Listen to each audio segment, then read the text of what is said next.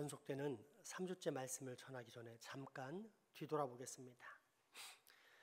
먼저 우리 기독교에만 있는 복음은 영어로 들으면 훨씬 더 이해하기 쉬운데 굿뉴스입니다. 좋은 소식이란 뜻으로 은혜로 말미암는 구원을 뜻합니다.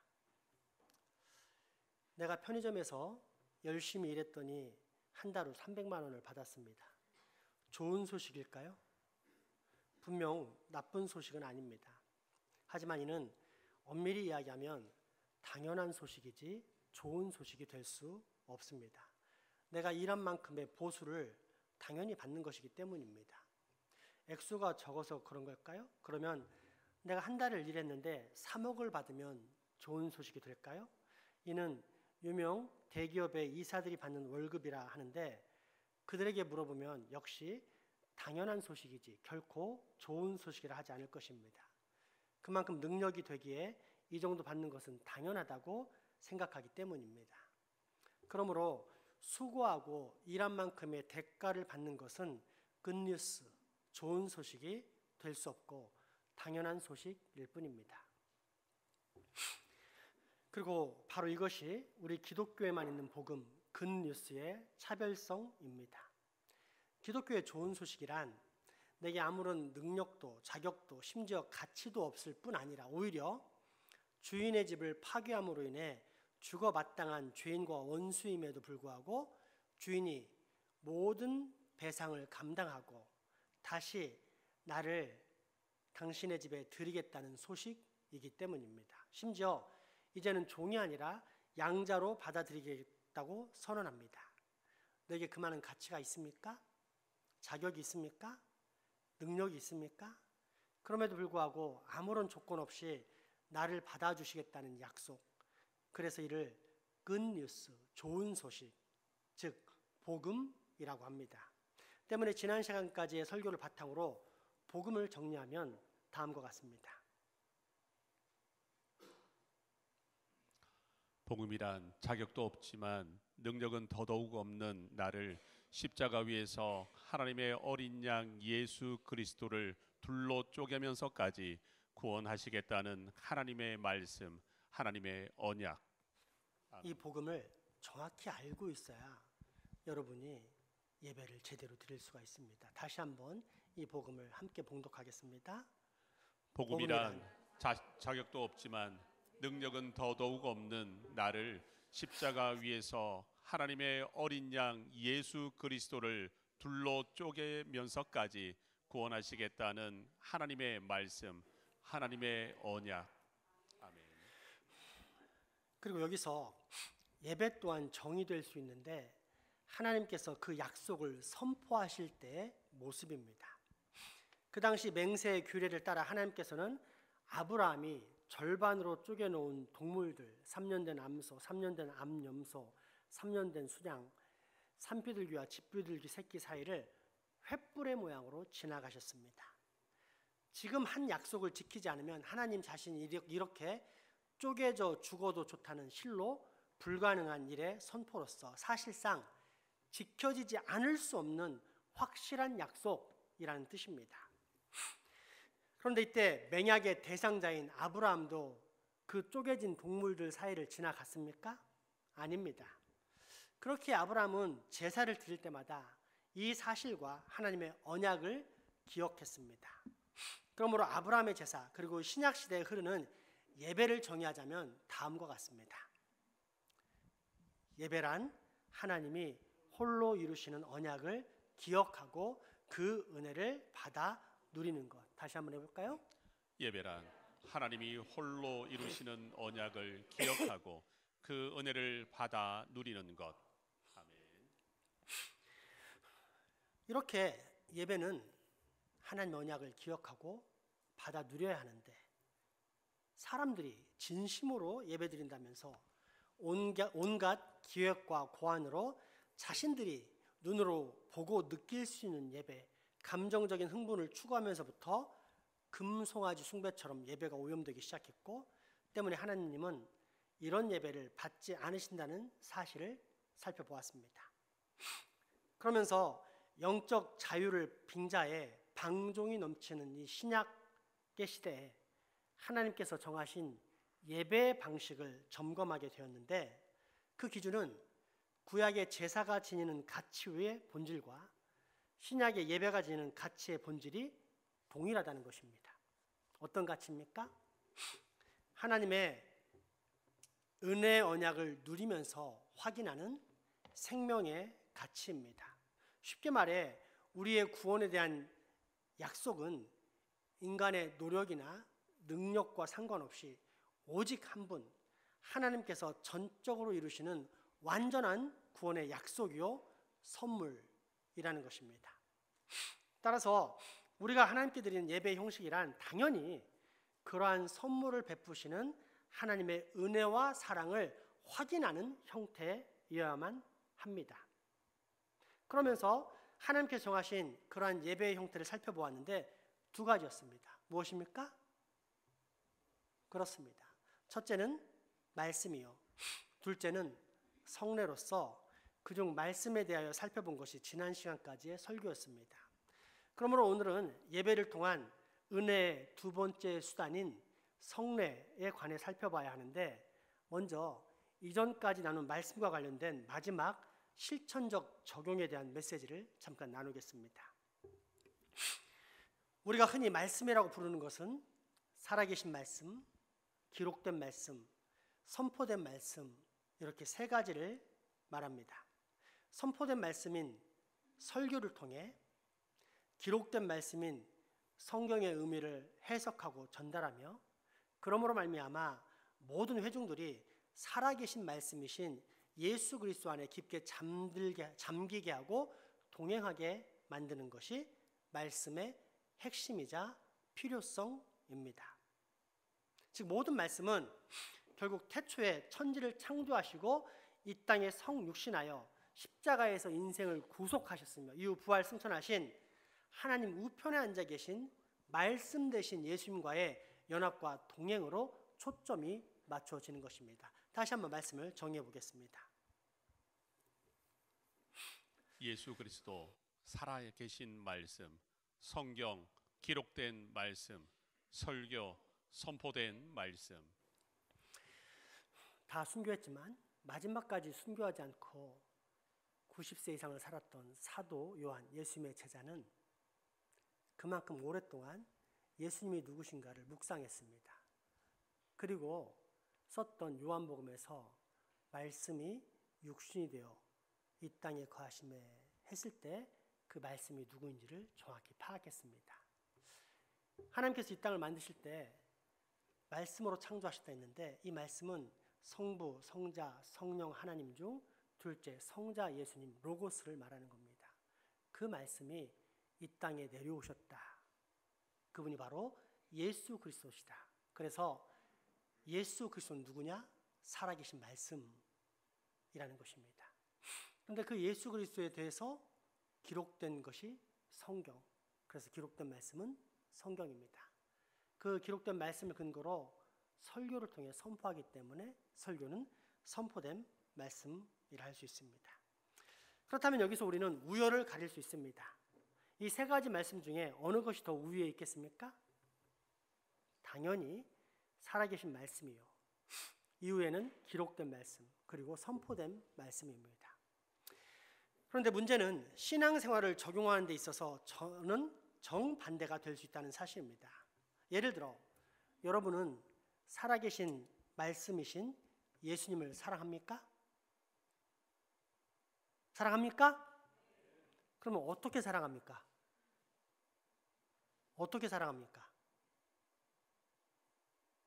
이런 질문을 던지면 입술에 사랑 고백군, 정작 그 방법을 제대로 답변하는 교인도, 아는 교인도 많지 않음을 알게 됩니다. 그래서 기록된 말씀인 성경이 있습니다. 이 성경은 우리의 구원자 예수님의 삶과 가르침에 대한 기록으로서 온통 살아있는 말씀이신 예수님에 대해 초점이 맞춰져 있습니다. 때문에 하나님의 사랑 편지인 성경을 가까이 하는 것은 곧 살아있는 말씀이신 예수 그리스도를 사랑하는 최고의 방법입니다. 성경입니다. 문제는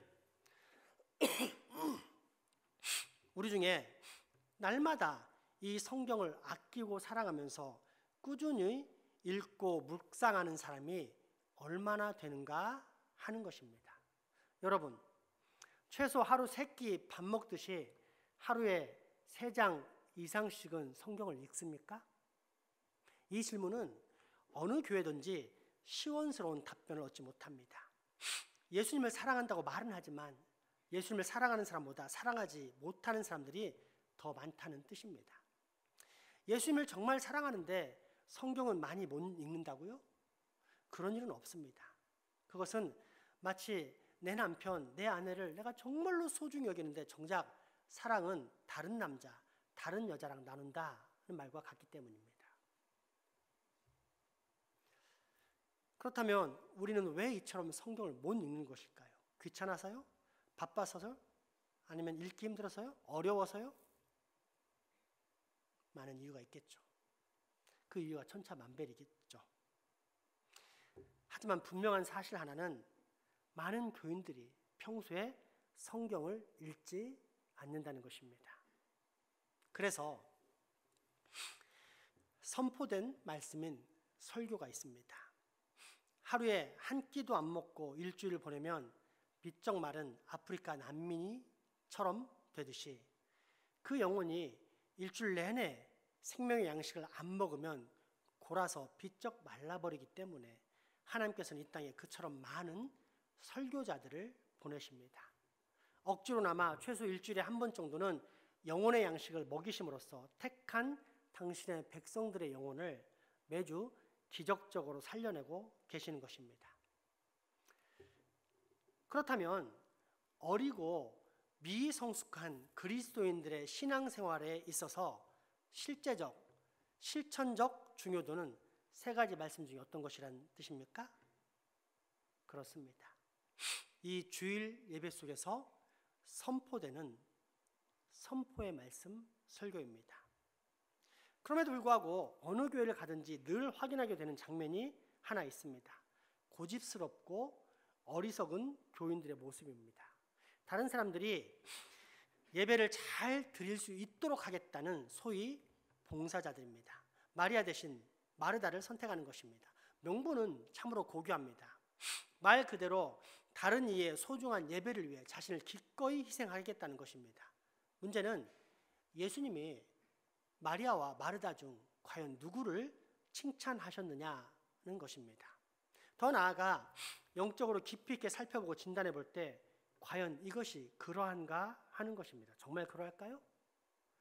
아니라는 것을 금방 알게 됩니다. 그러면서 가만히 그런 사람들의 내면, 영혼을 들여다보면 영적 중병에 걸려 있음을 보게 됩니다. 때문에 표면적으로는 다른 이들을 위한 활기찬 봉사가 이루어지지만 그런 사람들의 내면적, 실제적인 상태를 살펴보면 영적 중환자실에 누워 산소 호흡기를 끼고 있는 영적 실신 상태. 그래서 말씀의 중요성이나 필요성조차 생각할 여력이 없는 심각한 영혼의 질병에 걸려 있음을 확인하게 됩니다. 정리하자면 선포된 말씀인 설교를 멀리하는 사람은 절대 성경을 가까이 할 수 없습니다. 성경 또한 멀게 되고 이렇게 기록된 말씀인 성경을 멀리하는 사람은 예수님을 멀리할 수밖에 없으며 그렇게 살아계신 말씀이신 예수님을 멀리하는 사람에게는 결국 자아 중심성의 원죄, 곧 자기가 가장 원하고 바라고 하고 싶어하는 것만을 추구하는 욕망의 삶밖에 남지 않는다는 것입니다. 그러니 이처럼 살아있는 말씀이신 예수님과 상관없는 사람의 영혼이 과연 정상일까요? 깊게 들여다보면 허무와 공허, 그 외에 다른 어떤 것도 찾아볼 수 없음을 확인합니다. 그러므로 여러분 꼭 말씀에 잠기십시오. 일주일마다 선포되는 말씀인 설교를 통해 영적 호흡을 하십시오. 이후 기록된 말씀인 성경을 읽고 묵상함으로 영적 양식을 매일 섭취하십시오. 그러므로 살아계신 말씀이신 예수 그리스도와 연합하고 동행하는 영생 가운데 들어가십시오. 이것이 바로 우리가 하나님께로부터 생명을 얻는 최고의 지름길인 말씀이라는 은혜의 수단입니다. 그리고 이제는 두 번째 은혜의 수단인 성례입니다. 하나님이 우리에게 은혜를 주시는 수단이 말씀이라는 사실에 이의를 제기할 사람은 없을 것입니다. 설교가 예배의 핵심이라는 사실에 대해 아무도 놀라지 않습니다. 그러나 설교와 더불어 성례, 즉 세례와 성찬이 또 다른 중요한 은혜의 수단이라는 말을 들으면 아마도 많은 이들이 고개를 갸우뚱할 것입니다. 물론 대부분의 교회에서 세례와 성찬은 중요한 예배의 한 부분입니다. 그래서 교회는 분기별 또는 부활절과 크리스마스 등 1년에 2차례 정도 세례와 성찬을 진행하고 있습니다. 문제는 이 성례가 설교와 동등선상에서 교회에 구원의 은혜를 베풀어 주시는 하나님의 수단이라면 생각이 달라진다는 것입니다. 우리는 분기별로 선포되는 설교를 상상할 수 없습니다. 설교를 1년에 몇 번 정도만 하고 그 외에 나머지 시간들을 대부분의 예배는 다른 순서들로 꾸며진다는 것을 상상할 수 있습니까? 그런데 성례에 대해서만은 1년에 몇 번 있는 현실에 대해서 조금도 이상하게 생각하지 않습니다. 여기에는 여러 가지가 있습니다만 가장 으뜸으로 꼽을 수 있는 것은 종교개혁으로부터 유래한 몇몇 특징 때문입니다. 모두 알다시피 개신교는 종교개혁을 통해 카톨릭으로부터 분리되었습니다. 이때 기치는 오직 말씀으로, 오직 믿음으로 였습니다. 그런데 종교개혁의 핵심이 되는 이 두 가지 정신이 역설적이게도 오늘날 성례를 소홀히 하는 쪽으로 잘못 사용하게 됩니다. 오직 말씀으로라는 개신교의 가장 중요한 정신은 의식에 대한 거부감으로 발전했습니다. 우리는 흔히 카톨릭 하면 장중한 의식을 떠올립니다. 그리고 성경 말씀과 관계없이 그런 의식들을 통해 구원받을 수 있다는 가르침을 주는 잘못된 종교라고 생각하곤 합니다. 따라서 그런 형식적이고 생명 없는 의식들로부터 진정한 생명을 주는 종교로 새롭게 태어나기 위해서는 종교개혁이 필요했다고 확신합니다. 그렇게 누군가 성례를 강조하면 이런 배경을 가지고 태어난 개신교가 어떻게 다시 의식을 중요시하는 카톨릭 정신으로 돌아갈 수 있느냐고 반문합니다. 카톨릭이 말씀보다 의식을 중시하듯이 개신교는 오직 말씀만을 중시해야 하고, 그렇기 때문에 개신교 예배에는 오직 설교만 있으면 된다는 것이 교회를 다니는 사람들의 일반적인 사고입니다. 이런 사고는 결국 개신교의 예배가 더 자유롭고 덜 형식적일수록 진짜 예배라고 생각하는 수준에 이르게 되었습니다. 예배는 설교만 있으면 나머지 다른 형식은 어떻게 되더라도 전혀 상관없다고 말입니다. 어떻게 보면 이것이 예수님이 약속하신 진리가 주는 자유함이라는 생각을 하면서 말입니다. 그런데 우리는 여기서 한 가지 중요한 사실을 점검하지 않을 수 없습니다. 종교개혁의 핵심인 오직 말씀으로의 의미는 말씀을 빙자해 뭐든지 우리 인간의 마음대로 할 수 있다는 뜻이 전혀 아닙니다. 특히 예배와 관련해서는 얼마든지 우리의 창의력을 동원해서 내가 원하는 새롭고 뜨거운 방식으로 하나님께 나아갈 수도 있다는 의미는 더더욱 아닙니다. 대신 하나님의 말씀이 의미하는 바, 곧 성경이 의미하는 바만을 지키겠다는 것이 곧 오직 말씀으로의 정확한 초점이었습니다. 다시 말해 종교개혁은 카톨릭이 갖고 있던 겉으로 드러난 형식에 대한 저항이 아니라 하나님의 말씀을 더 철저히 지키고자 하는 믿음의 발현이었습니다. 우리는 이 점에 있어서 결코 혼동하면 안 됩니다. 그러므로 오직 말씀으로는 우리에게 예배에 대해 자유통행권을 주는 것이 아니라 도리어 말씀이 예배에 대해 뭐라고 가르치는 데에 대해 더 주목하도록 만드는 정신임을 알 수 있어야 합니다. 오직 말씀으로와 더불어 종교개혁의 또 다른 정신은 오직 믿음으로입니다. 오직 말씀으로의 정신이 의식에 대한 지나친 거부감으로 드러났다면 오직 믿음으로는 말씀의 모든 가르침을 철저히 영적으로 해석하는 방향으로 전개되었습니다. 무엇보다 우리 주변에는 세례를 받았지만 하나님의 말씀과는 상관없이 엉망으로 사는 사람들이 정말 많습니다. 심지어 안수집사, 권사, 장로가 되어도 그렇게 사는 사람이 많습니다. 그때마다 우리는 이렇게 생각하는 경향이 있습니다. 역시 세례는 마음으로 받는 세례가 진짜 세례야. 물을 머리에 몇 방울 떨어뜨리는 게 무슨 소용이 있어?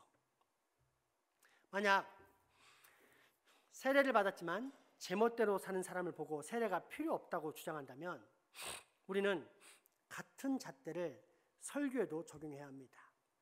매주 설교를 들으면서도 엉망으로 사는 사람, 자기 고집만을 피우는 사람, 자기가 생각한 대로 신앙생활을 하는 사람을 보면서 설교 역시 필요 없다고 말해야 하는 것입니다.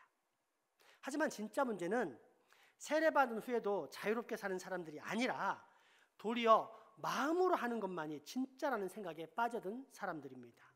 그래서 모든 것들에 영적이라는 단어를 갖다 붙임으로써 합리화를 시키는 신앙, 이것이 더 위험합니다. 어차피 눈에 보이지 않는 예수를 믿으니 눈에 보이지 않는 마음이 진짜라는 식의 생각이 우리 교회에 깊숙이 파고들어 교회를 오염시키고 있는 것입니다. 그래서 자기 마음에 옳다 생각한 대로 교회를 무시하고 자기의 생각을 펼쳐나가는 것, 이것이 교회의 타락을 유발하고 있는 것입니다. 그러면서 우리로 하나님께서 우리에게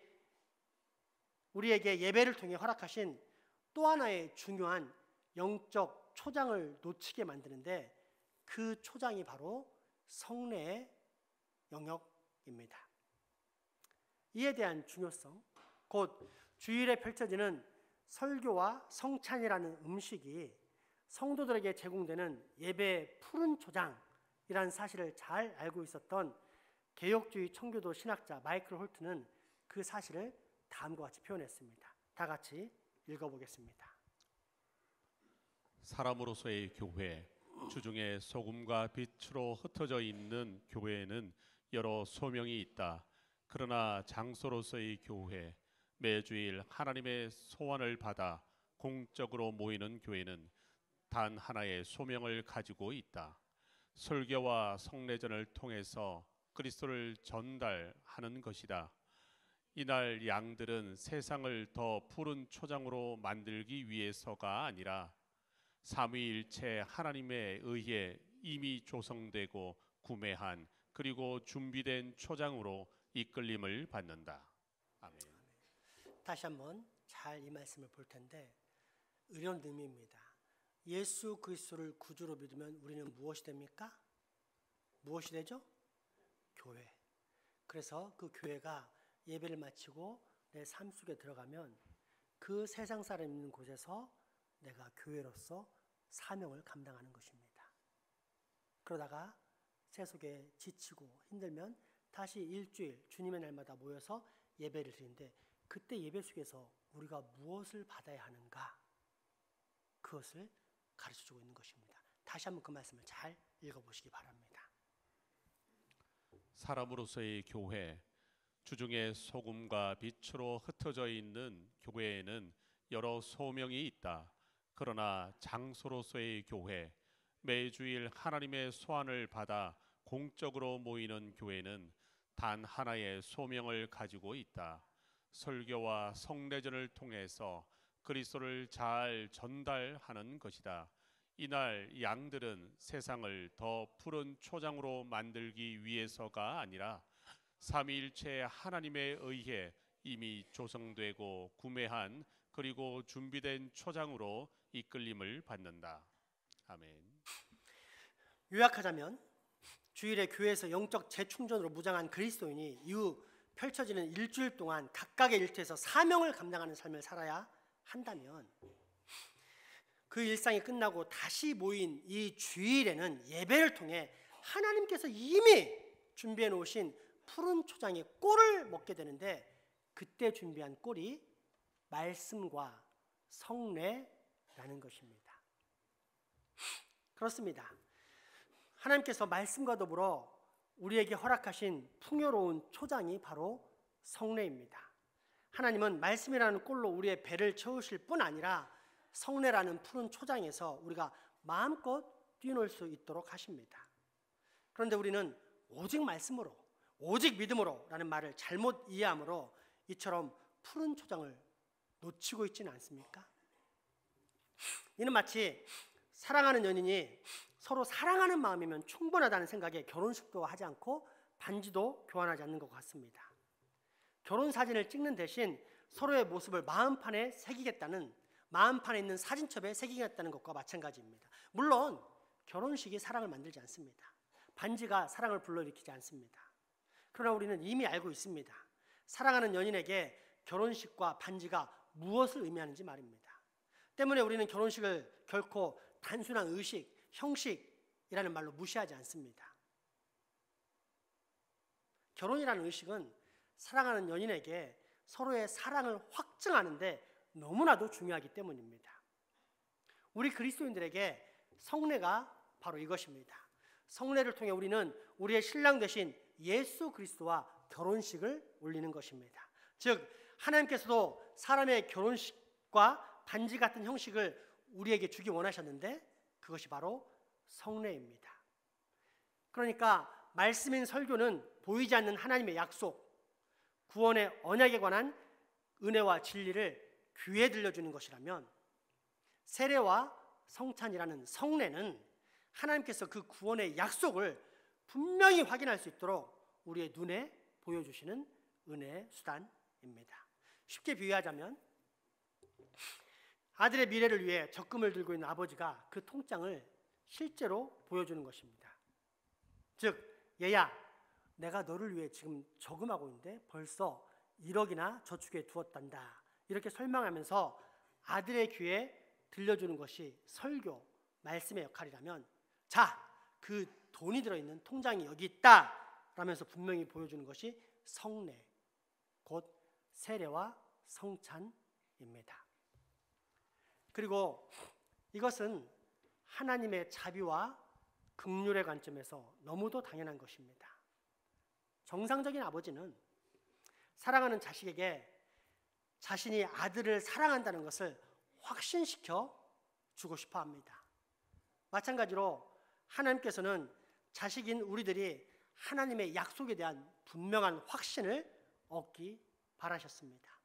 그래서 귀로 듣는 설교뿐 아니라 그 사랑을 눈으로 분명히 확인할 수 있는 성례까지 주신 것입니다. 세례를 통해 사망의 물 가운데 죽을 수밖에 없었던 내가 하나님의 건지심으로 다시 살아났음을 확인합니다. 또한 성찬에 찢어진 빵을 통해 나를 구원하시기 위해서 하나님의 어린 양 예수 그리스도께서 몸이 찢기고 상하셨음을 확인합니다. 그리고 흐르는 포도주를 통해 나를 살리시기 위해 예수님께서 당신의 보배로운 그 모든 피를 단 한 방울도 남김없이 다 흘려주셨다는 사실을 확인합니다. 그러니 성례가 설교와 동등선상에 있는 은혜의 수단이 될 수밖에 없지 않겠습니까? 이 성례의 기원은 구약의 유월절로 거슬러 올라갑니다. 이 유월절에 대한 이해를 돕기 위해 먼저 우리나라의 3.1 운동, 만세 운동을 상기해 보겠습니다. 외국인들이 3.1 만세 운동을 재현하는 모습은 신기하고 재밌는 광경이라 아마 이렇게 말할 것입니다. 야, 오늘은 볼거리가 많은 날이네. 군복 입고 총칼 든 사람들 사이로 흰 옷, 검은 옷을 입은 사람들이 태극기를 막 흔드는 모습이 상당히 볼만한데, 그런데 이 3.1 운동의 재현을 보는 순간 우리는 어떤 마음이 들어갑니까? 일제에 의해 온갖 핍박과 수모를 당하고 또 그 총칼에 쓰러져 가면서도 오직 자유와 독립을 위해 만세를 간절히 부르짖던 우리 선조들의 처절한 몸부림을 느낄 수 있습니다. 3.1절 만세운동은 우리 민족의 역사, 곧 우리나라에 실제 있었던 분명한 사실에 대한 재조명이기 때문입니다. 그리고 이 일이 광복의 큰 기점이자 디딤돌이 되었다는 사실은 대한민국 국민이라면 누구나 압니다. 6월절도 마찬가지입니다. 외국인은 말할 것도 없고 심지어 성경을 믿는다는 기독교인들조차 6월절 어린 양 하면 무슨 말인지 잘 모릅니다. 그냥 주워 들은 대로 앵무새처럼 십자가에 달리신 예수님이라고 말할 뿐 사실상 그 실제적인 느낌을 잘 알지 못합니다. 그러나 유대인, 이스라엘 백성들에게는 어떻습니까?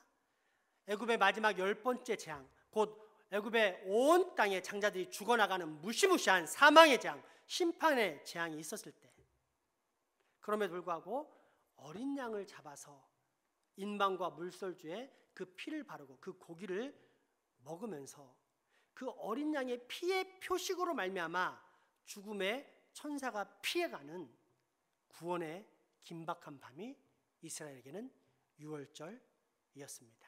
이것이 바로 매우 사실적이고도 심각한 6월절 어린 양에 대한 이미지입니다. 그런 유대인들에게 예수님이 6월절의 어린 양이시다라는 말은 어떻게 들려왔을까요? 듣는 순간 너무도 분명하게 예수님이 어떤 분이신지 깨달아집니다. 그렇습니다. 6월절에 구약의 이스라엘 백성은 자신의 죄를 대신 지고 죽은 양을 만찬으로 뜯어 먹었습니다. 그런데 신약에 와서는 예수 그리스도께서 내가 바로 하나님의 어린 양이다 하면서 자신의 몸을 우리에게 양식으로 주십니다. 십자가에 달리시기 전 바로 전에 6월절 만찬에서 빵과 포도주를 나눠주시면서 자신이 6월절 어린 양이라고 말씀하십니다. 6월절마다 매번 반복되는 불완전한 어린 양 만찬이 이제는 완전하신 어린 양 예수 그리스도의 성만찬으로 완전히 뒤바뀌게 되는 것입니다. 그리고 이것이 구원의 은혜를 베푸시는 하나님의 사랑이기에 장차 오는 모든 믿음의 세대에게 이 실제적인 사랑을 분명히 기억하고 실천하라고 명하십니다. 오늘 본문 고린도전서 11장 23절에서 26절의 말씀입니다. 내가 너희에게 전한 것은 주께 받은 것이니 곧 주 예수께서 잡히시던 밤에 떡을 가지사 축사하시고 떼어 이르시되 이것은 너희를 위하는 내 몸이니 이것을 행하여 나를 기념하라 하시고 식후에 또한 그와 같이 잔을 가지시고 이르시되 이 잔은 내 피로 세운 새 언약이니 이것을 행하여 마실 때마다 나를 기념하라 하셨으니 너희가 이 떡을 먹으며 이 잔을 마실 때마다 주의 죽으심을 그가 오실 때까지 전하는 것이니라. 아멘. 그러므로 여러분 기억하십시오. 반드시 기억하십시오. 얘들아 반드시 기억해라. 건강한 교회, 건강한 예배에는 성례가 있습니다. 그리고 그 성례가 예배 속에서 온전히 시행될 때 우리는 오직 말씀으로라는 종교개혁의 기치를 제대로 시행하게 됩니다. 다시 말해 예배 속에서 늘 말씀과 성례를 통해 우리에게 약속하신 고귀한 복음이시오 구원의 언약 되신 예수 그리스도와 연합하고자 소망할 때 이것이 바로 예배를 예배되게, 교회를 교회되게 하는 것이요 또한 이것이 바로 우리의 예배와 교회를 균형 잡힌 예배, 균형 잡힌 건강한 교회로 만드는 것입니다. 그러므로 여러분 이제 우리 교회를 그런 교회로 만들어가야 하지 않겠습니까? 맞습니다. 이런 건강한 교회를 만들어가는 것, 이것이 오늘 우리 장생포 교회에 주시는 우리 주 하나님의 음성입니다. 다시 한번 우리 주님의 직접적인 명령을 들어볼 텐데 마태복음 26장 26절에서 28절까지의 말씀입니다. 그들이 먹을 때 예수께서 떡을 가지사 축복하시고 떼어 제자들에게 주시며 이르시되 받아서 먹으라 이것은 내 몸이라 하시고 또 잔을 가지사 감사 기도하시고 그들에게 주시며 이르시되 너희가 다 이것을 마시라 이것은 죄 사함을 얻게 하려고 많은 사람을 위하여 흘리는 바 나의 피 곧 언약의 피니라. 아멘. 아멘. 여러분, 말씀과